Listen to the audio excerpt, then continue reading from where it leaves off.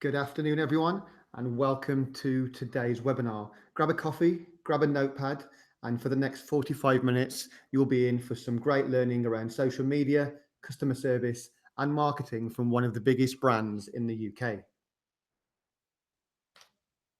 So today, we're going to take a look at how Thames Water has used social media to extinguish the summer heatwave. We're joined by one of their leading social media professionals on the webinar today. He's going to be sharing some secrets from behind the scenes around some of the strategies and metrics that these guys use to deliver leading online customer service. Your presenters for today are myself, Stuart Banbury. I look after the marketing here at Social Signing. That's me looking very dashing on the left-hand side of your screen. And I'm also joined by Akhil Vyas, who is the senior social media professional at Thames Water, who's going to be speaking in about 10 minutes' time, giving you a few insights from behind the scenes at Thames Water. Just a couple of bits of housekeeping before we get started. So if you would like to ask any questions, I can see a few of you already posting some comments and saying hello. So hello to everyone that's joining us today. But if you would like to ask a question, then just make sure that you're logged into YouTube and you can pop any questions that you have into the chat box on the top right-hand corner of your screen. We'll try and pick through a few of these as we go along, but we'll also save 5 or 10 minutes at the end of the webinar to answer these. So any questions you have or any thoughts or any comments, just drop those into the chat box and we'll take a look at some of those at the end of today. Also, if you do have to leave us early, don't worry. We make a recording of all of our webinars here and share them via our YouTube channel. So don't worry about that. We'll be emailing everyone tomorrow with a copy of the webinar so they can rewatch it or share it with a colleague.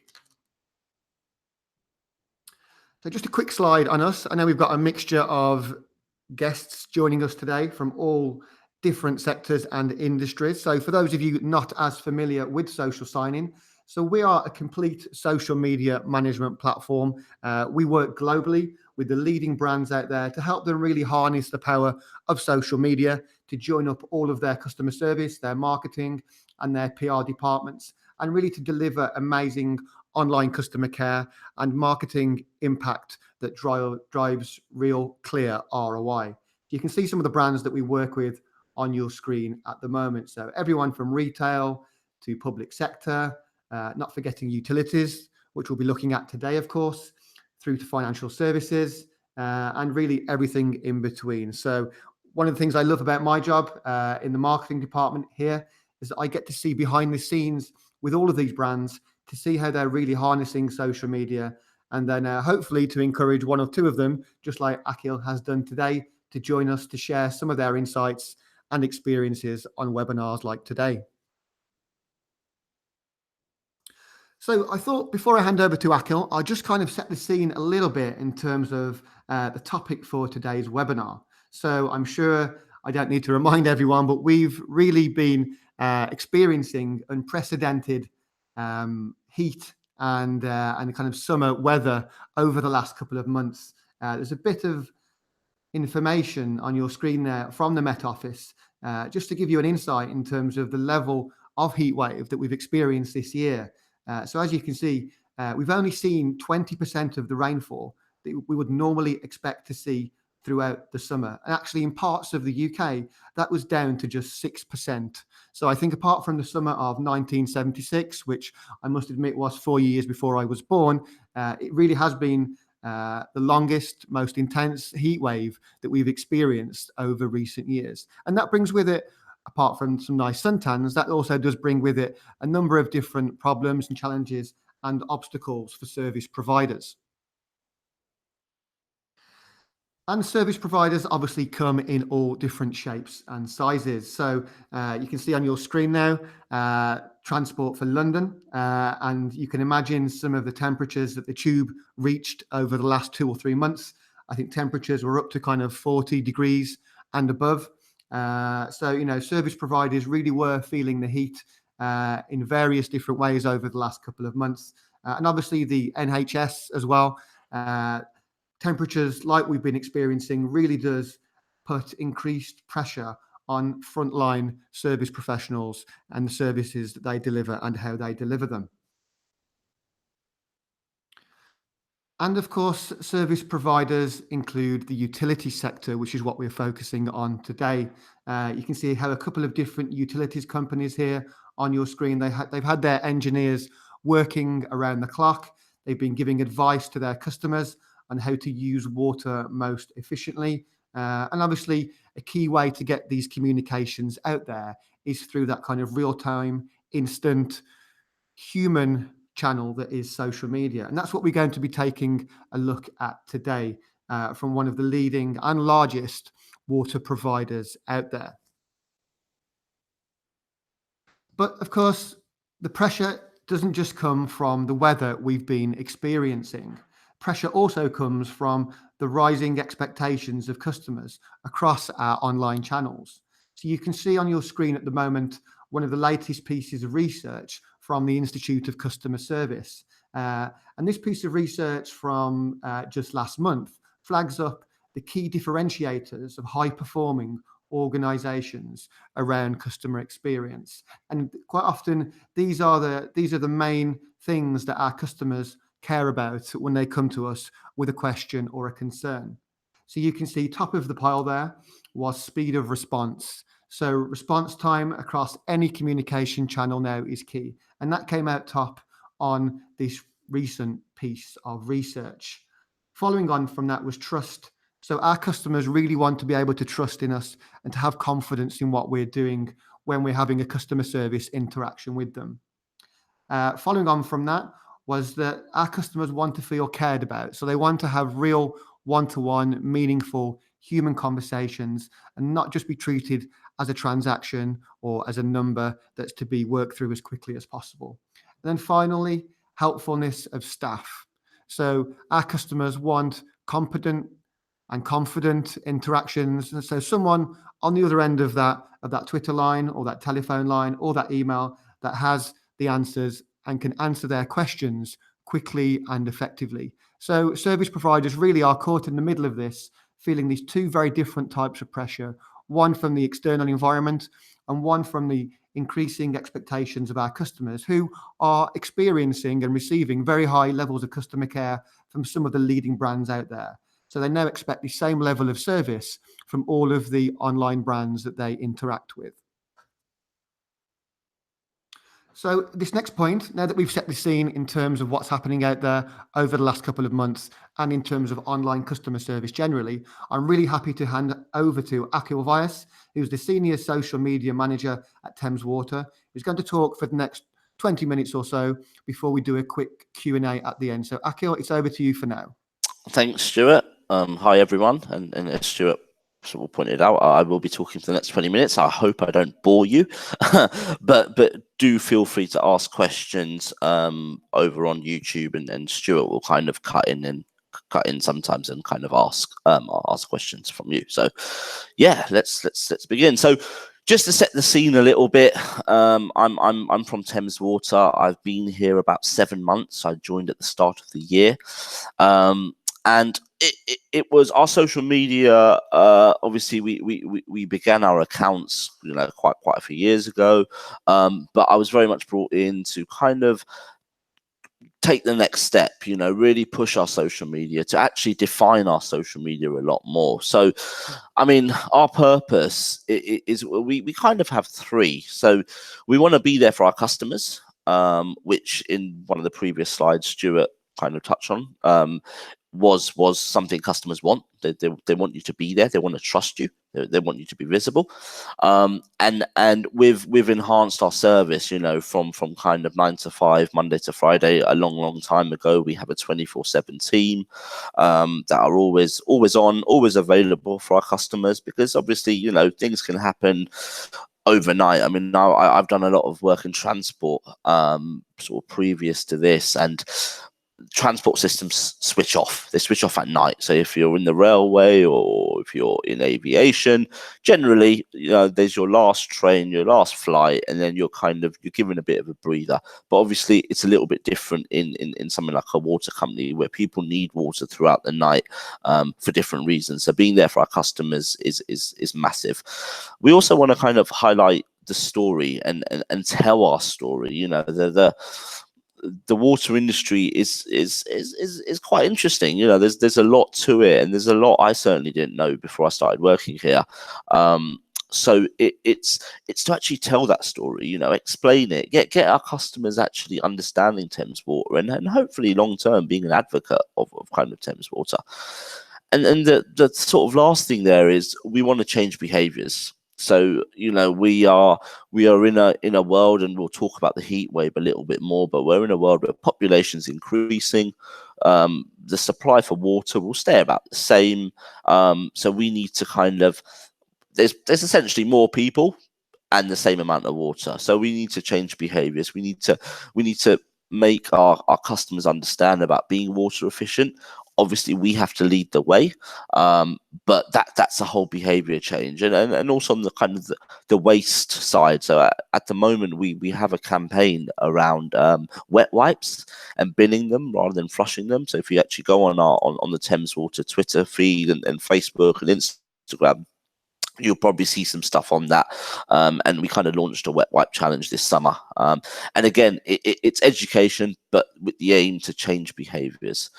So at the moment, we're kind of in a place where we're really trying to understand our audience. We're trying to understand where they are in terms of on social media, and we're trying to produce high quality kind of content that's relevant to them on the channels they want. So it all comes back to that being there for the customer. Being there for the customer doesn't just mean a 24/7 presence on Twitter, for example.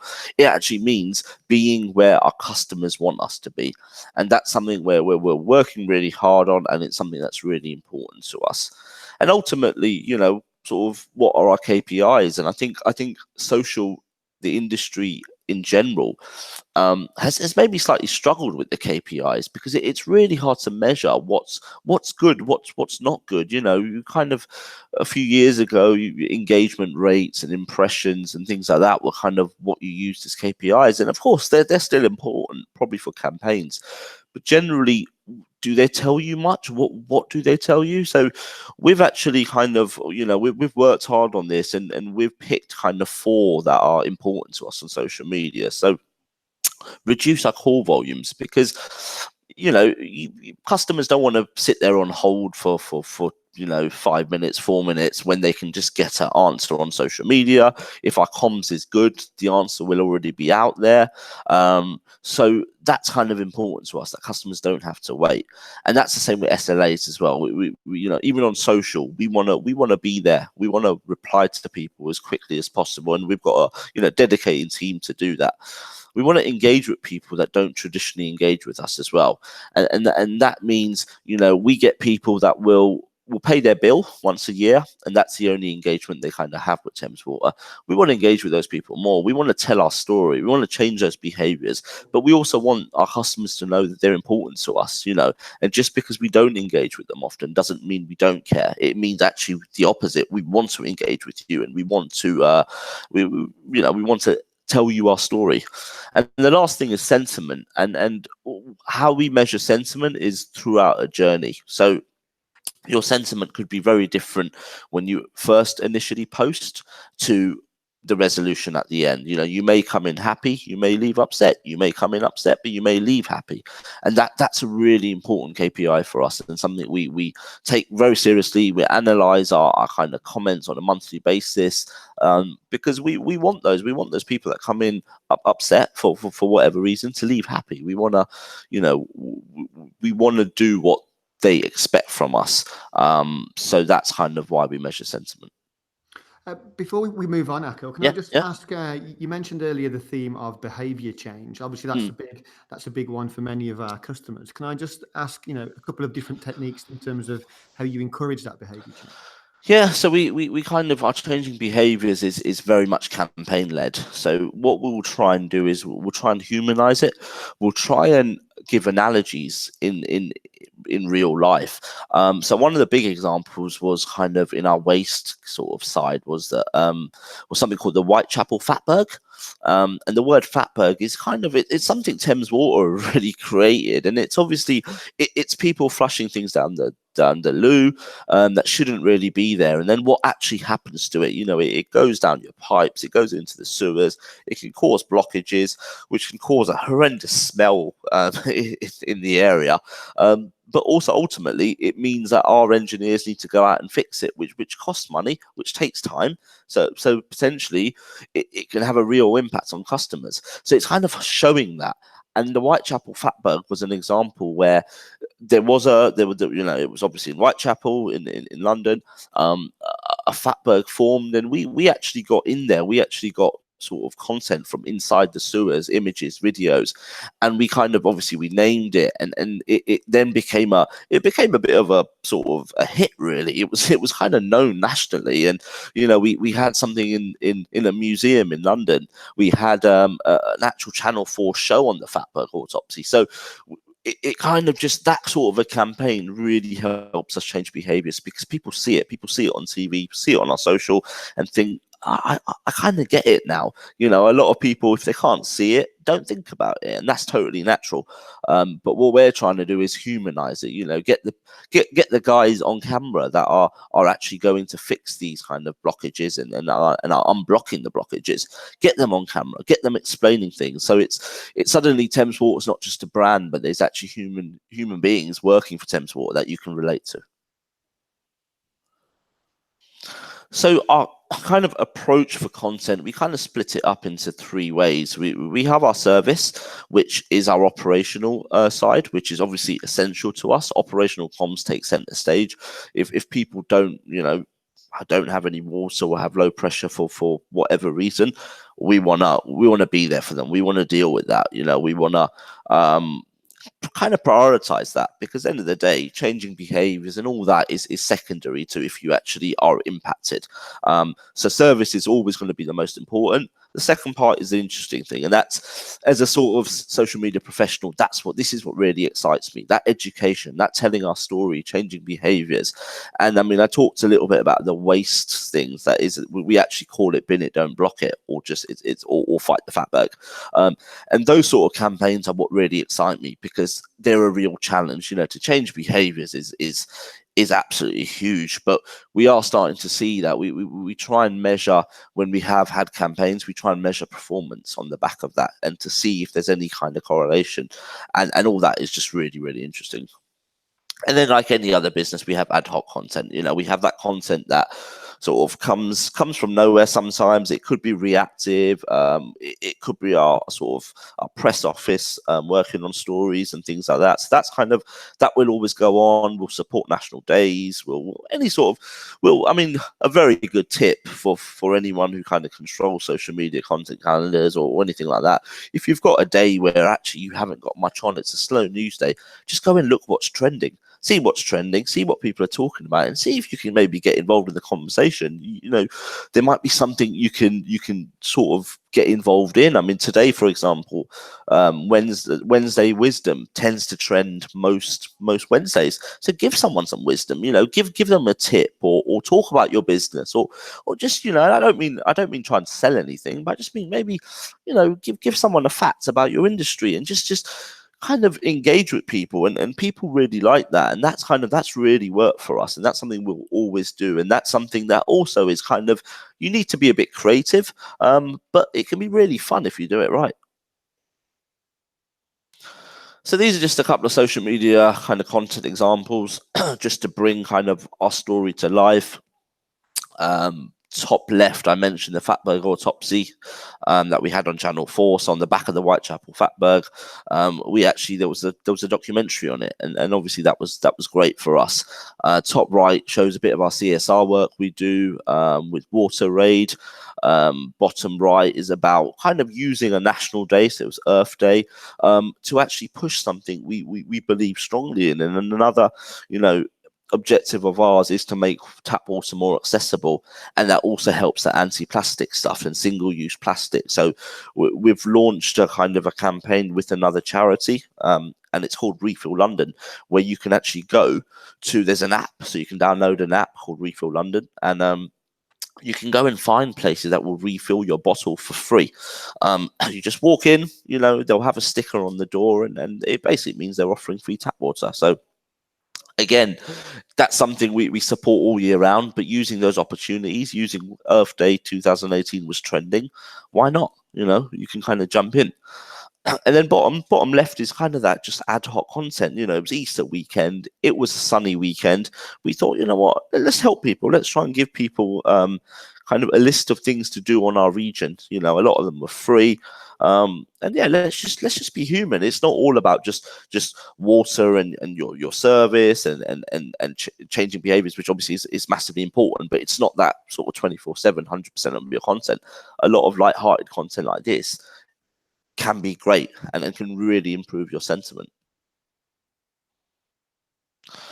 Something we've done recently, we've launched an Instagram channel, and it's not many water utility companies have. There have been a few, and really we're sort of still in the experimental stage with Instagram. So we knew we had to be on it. It's one of the fastest growing channels. Obviously, it's owned by Facebook, so it's got the investment. And we just felt we have to be on it. We're not sure what we're going to do, but we have to be on it. So what we've kind of used it for, we'll break it down into two sections where you have your images that you can see there, the 6 images, and there's one on the left, and really it's just that kind of epic imagery. It's all from our region, and it's just telling our story. It's highlighting, that it's one of my favorite pictures, the one in the group of 6 that's on the left of someone down the tunnel, and that's what our guys are dealing with, and someone sitting on social media all day in an office. It's something that even I struggle to relate to until I see things like this, and I just think things like those are really do help us to tell our story. And then talking about physical stories on Instagram, we use stories a lot. So when we're out on campaigns or events, we'll always have a kind of Instagram story. We'll try and engage with people. We'll ask questions. We'll have polls.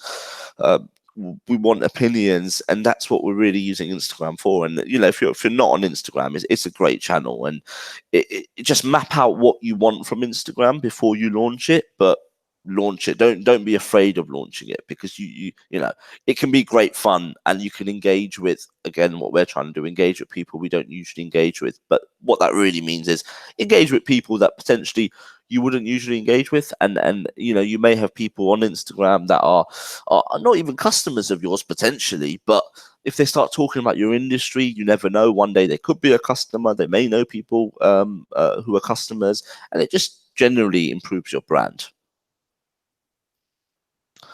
So kind of what are we kind of trying to achieve, and our types of content? So I talked about it briefly before, but we split this up a little bit further as well. So we have our campaigns, and that's our major milestones. So, our kind of more business kind of things, like our annual reports and other sort of reports. We have our general campaigns. So I mentioned the Bin It campaign. WEF is water efficiency, that we'll talk about in a few minutes, but those campaigns, we try and pre-plan them. We have this one plan, so we know exactly what's going on for the next 6 to 12 months. We know when campaigns are launching. It helps us plan our social content. Then you have events, which can be physical events, or it can be kind of digital events as well. We've started to take our kind of tap water, and we've got tap water bars that we take to events. So we were recently at Country File Live. We were at Chelsea Flower Show. We're going to be at Notting Hill Carnival. And there again, it's just we're giving away tap water for free. So people can come with their bottles. They can refill their bottles. And certainly in Country File, when it was a very, very warm weekend, people loved it. We were told it was a great idea. And that kind of stuff you want to shout about on social media. You want to tell people what you're doing, and certainly the good things you're doing. And then we've talked a bit about ad hoc. That's your reactive stories, PR stories, opportunities. So really, to conclude this section, it's we want to have a good balance between customer service and customer experience and engagement. They're kind of the two things we're trying to do, but we want to kind of find a balance. We want to be there for our customers when they need us, but we also want to shout about the things we do well, as I think every company should. So one question that we've had through already, Akhil, is from Horsham District Council, and they just quickly asked, how do you deal with customer service queries that come through via Instagram?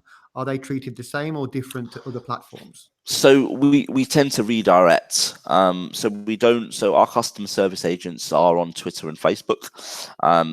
But we'll obviously monitor Instagram daily, and what we'll do is we'll redirect people to our other channels, and that's purely because you might not have all the information on Instagram. Their username may be different. So you may not know who they are.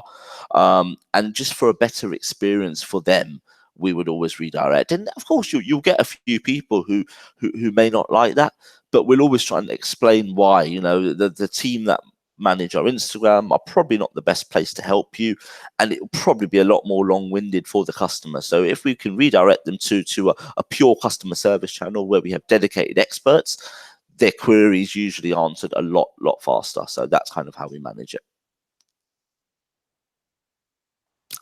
So kind of the sort of case study we're talking about today is obviously the heat wave. So we had this really hot weather. So what happens in hot weather is the demand for water increases, and I suppose the story maybe isn't clear. It's not so much you run out of water or you don't have water. It's more we can't get it through our treatment works quick enough and through your taps quick enough. So the demand outweighs supply purely because we can't, we do thousands of quality checks on water. It really is world-class water. And because of all that, it does take time. So during a heat wave, you may have people using hose pipes in the garden because, they're essentially watering their plants or their garden. You could have people having 2 or 3 showers a day. When it was really warm, it was you kind of had a shower in the morning, but you needed another one in the afternoon or the evening. So you just have more people using sort of excessive water, and I don't really mean drinking water because that's we want people to drink water, and that is literally a very, very small percent of water usage in the house. So that's kind of what was happening. So hot weather means the demand increases because people use more. But then the sort of challenge there is we want people to be water efficient and to kind of use water sensibly, but we don't want to panic them. So customers, when you have water, you don't really see it as an issue. You continue using the water. It's when you have no water, that's when you get in contact with your water company, because that's when it becomes an issue. So it's more about before it becomes an issue. Let's try and work with our customers. Let's try and work and change behaviors, tell our story, but be there for our customers.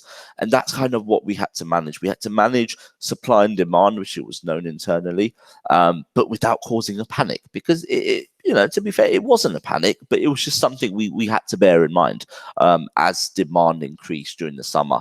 And you had things like the World Cup on, you had summer holidays. So generally, the demand for water did increase. The amount of barbecues people were having and stuff. It was a great summer, don't get me wrong, but we just had to be a little bit smarter.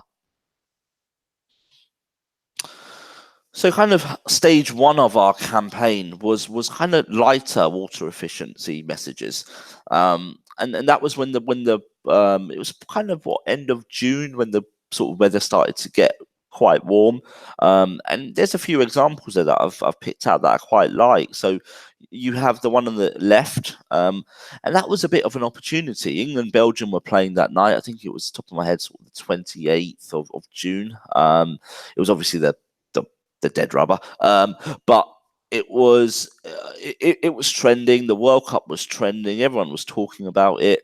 We knew people were sort of having barbecues and having little parties to watch football. So we thought, well, we'll just get a bit of a tip in. And, using kind of fruit instead of ice, it's not going to save massive amounts of water, but it's about getting that into people's minds that actually yeah, I probably could save water, or maybe during this period when it's really warm, I could actually be a bit more sensible with it, so there's enough to go around. And that was what we were really trying to achieve, just to get people thinking about it.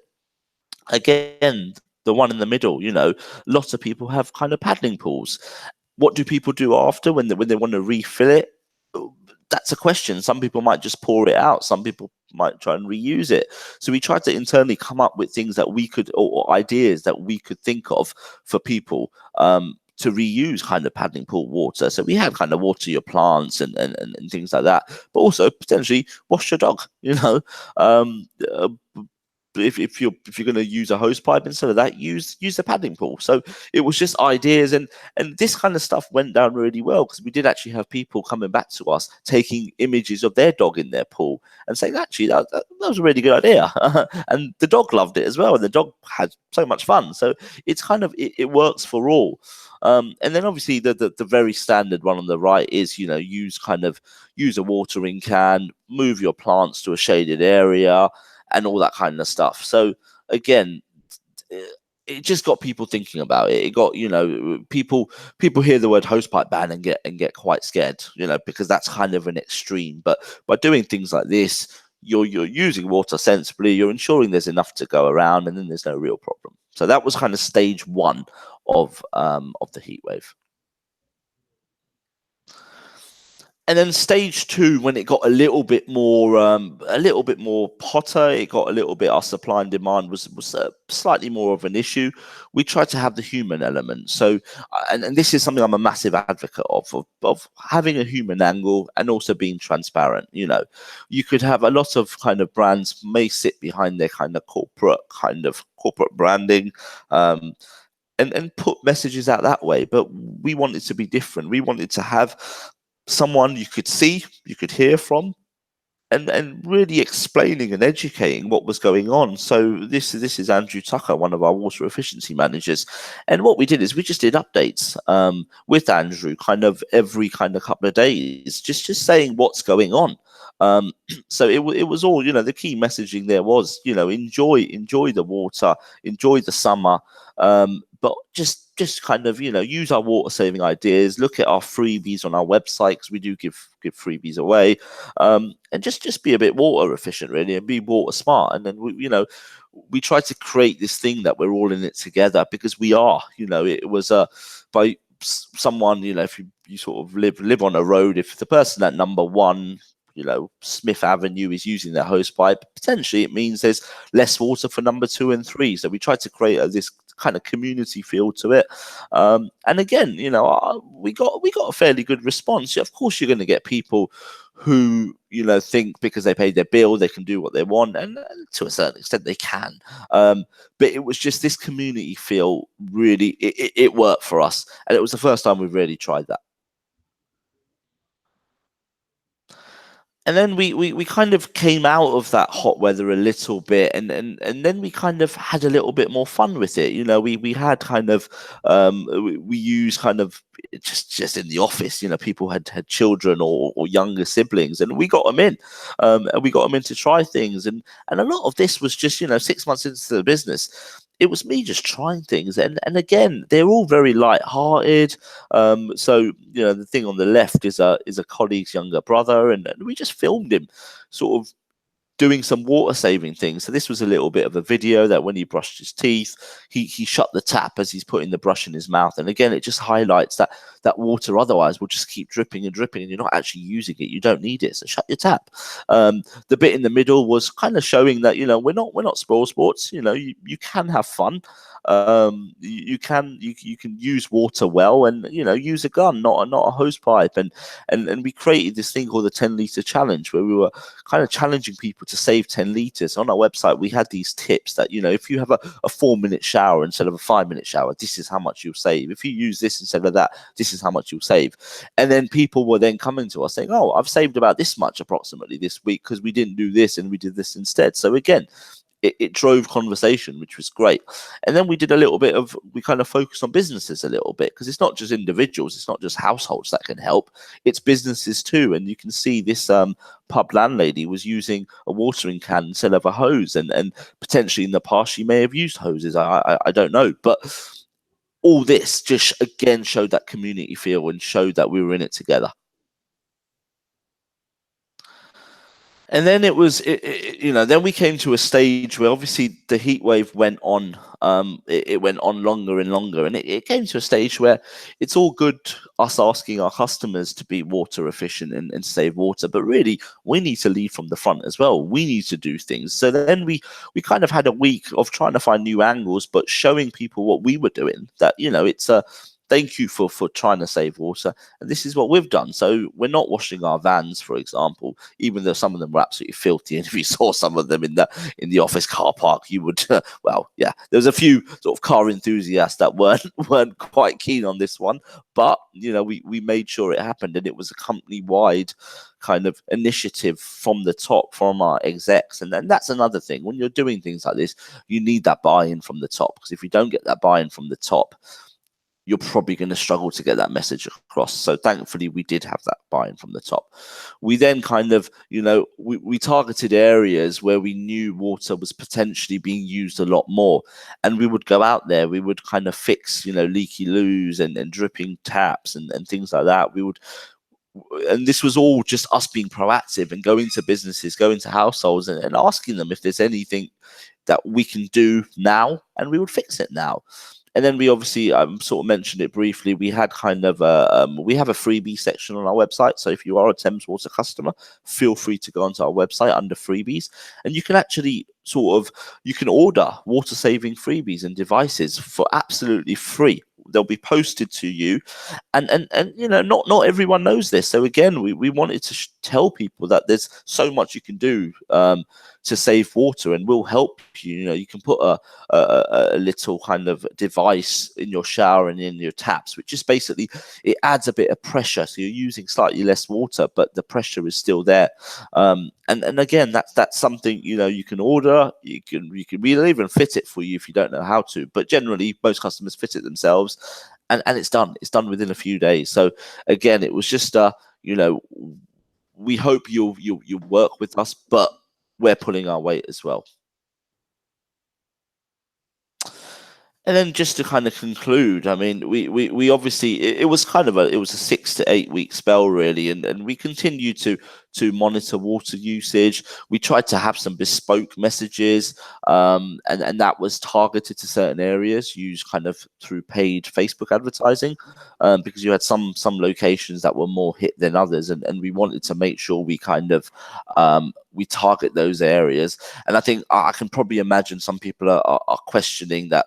Well, we would love to do that, but we don't have a budget, and that's completely fair, and that's normal for a lot of companies. But what you could do is you could use obviously hashtags in that area. You could grow a list of influencers, so you can try and find kind of people that are potentially influencers in those areas, and then hopefully reach out to them, see if they wouldn't mind amplifying your messages. Reach out to bloggers, give them some access to your company, but in return they potentially write a blog, and if they're from the area you're targeting, then that's potentially advertising which is targeted. So there are things you can do that even if you don't have the budget. And then just generally the whole campaign, getting the tone right was massively important to us, and I've talked about it a lot. One of our objectives is to change behaviors, and being water efficient is massive for us during the sort of demand, during the increased demand during the summer, but generally it's all year round. So getting the tone is vital, and by that what I mean is we don't want to panic people. We don't want to make it look like we're just asking customers to do something and we're not doing anything either. And it's just that getting into that mindset that you can save water all year round. It just doesn't just have to be for these 6 to 8 weeks. So our tone was purposefully kind of light-hearted. And that was the summer campaign and the heat wave. Thank you, Akil. That's fantastic. Some real good ideas there from a recent event that we're all very familiar with. Just to kind of finish off today for 5 minutes, just some questions that we've had sent through via various channels. Sure.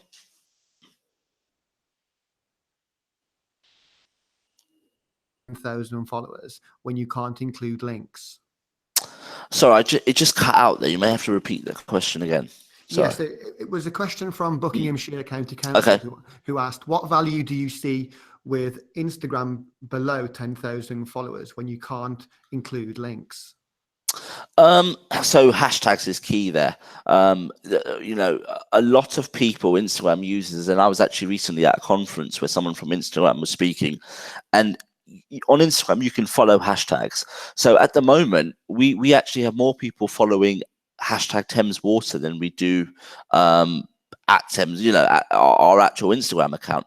So using kind of hashtags, I think, is key, because the more hashtags you use, the better it is, and people will then search them, people will share them, and you'll realize that your message is you're kind of amplifying your message a lot more. And then the other obviously tip is to kind of use your other channels to redirect every so often.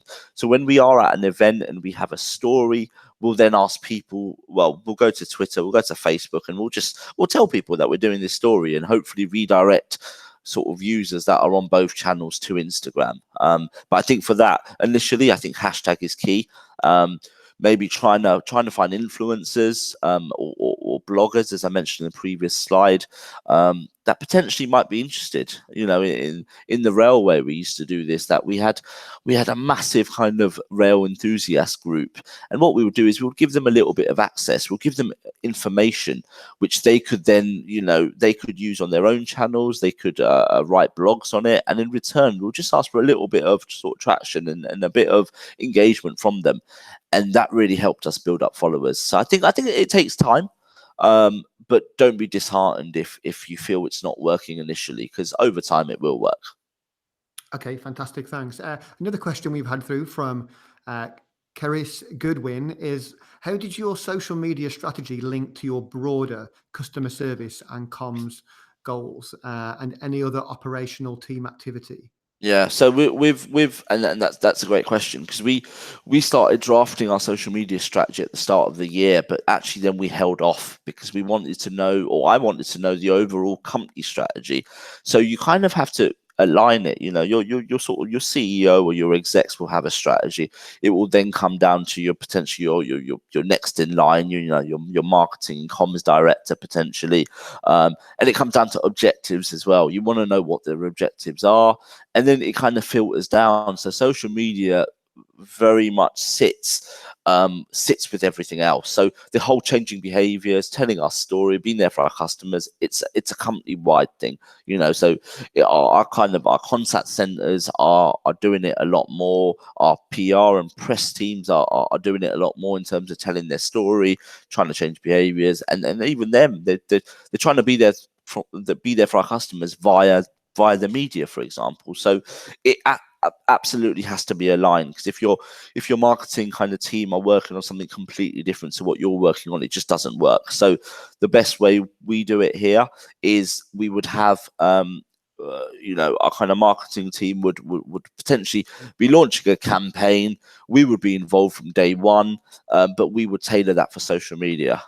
So they may tailor it broadly, but we would tailor it for social media. So Okay, involvement from day one is massive. yeah, absolutely. Yeah, and that's something I think we're seeing more and more now, is kind of organizations making social media much more strategic. So not just making it tactical and Yeah, operating exactly. in a silo, but joining up with their colleagues in other departments and making it a real kind of omni-channel Yeah, campaign. I mean, essentially, it's a channel, it's a digital channel, but it's so much more than that. So, in those, you know, I'm a strong believer in having kind of working groups for strategy, for campaigns, and just generally, really, to make sure you're all aligned. You know, I want to know exactly what my press team are working on. I want to know what my marketing team are working on. I want everyone to be aligned, because otherwise, it's just you're right. There's ad hoc content going out. People get confused. It's not great for the brand. But it does take a while to get there sometimes. But it certainly can be done. Okay, fantastic. Couple of other questions just before we finish off. Again, from Carice Goodwin was, how did you deal with the freeze slash thaw event back in February, March time? And how did this impact your strategy around this time? So, I mean, number one, when there's an event or an incident, we drop everything else. So, all other pieces of content were pulled at that time because obviously the Beast from the East, the Freeze Door was it was a national kind of event. It wasn't just isolated to one place, which meant our entire region got hit by it.